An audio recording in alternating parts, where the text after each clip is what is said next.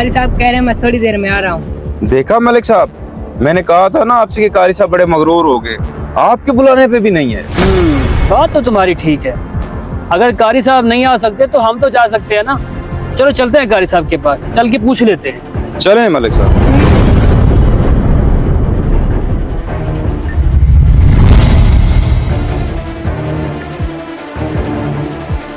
अस्सलाम वालेकुम मलिक साहब, मैं आप ही की तरफ आ रहा था। वालेकुम अस्सलाम।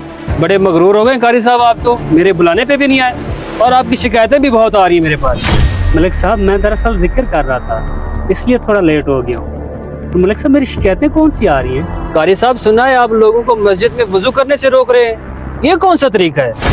मलिक साहब आपको जरूर कोई गलतफहमी हुई है, मैं भला वजू करने के लिए क्यों रोकूंगा? पूछना क्या है मलिक साहब, मैं तो कहता हूँ आप इसको फारिग करें यहाँ से। ज्यादा बहस की जरूरत नहीं कारी साहब, आप एक काम करें, अपना बोरिया बिस्तर उठाएं और जाएं यहाँ से।